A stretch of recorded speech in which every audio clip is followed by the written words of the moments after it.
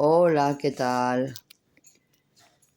Mira, este es el cuadro del líder. ¿Ves cómo ha quedado? Ha quedado chulo. A mí me gusta. También digo, así de arriba queda más chulo.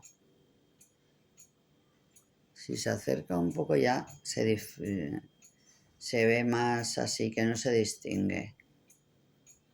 Pero bueno, nada más que lo tiréis un poco para arriba, o sea, lo colgáis a la pared y ya se verá bien. Pero yo no estoy disgustada porque veo que ha quedado bonito.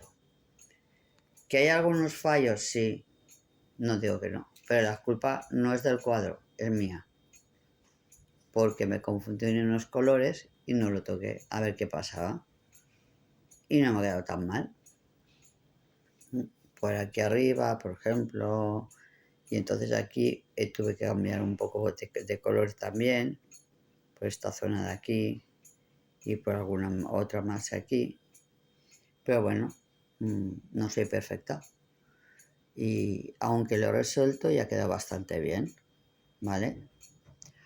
Ahora os digo el próximo cuadro que voy a hacer, que va a ser, que ya lo habíais visto, ya lo tengo hasta preparado, es este. Esto lo empecé para el Misanila, para ir practicando. El dibujito que se vea bien es este. ¿Veis?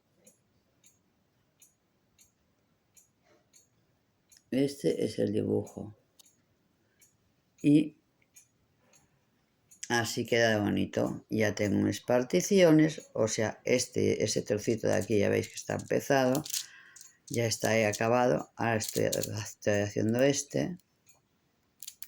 Y bueno, iré a hacer particiones. Con que ahora tengo unas pincitas más bien, pues iré haciendo cuadritos a cuadritos. A ver qué tal queda.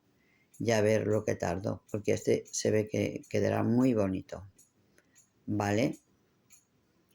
Pues bueno, besito para todos y todas, y todes, y bueno, como todo lo que se dice. Y nos vemos cuando acabemos este cuadro. ¿Vale? Adeu, adeu.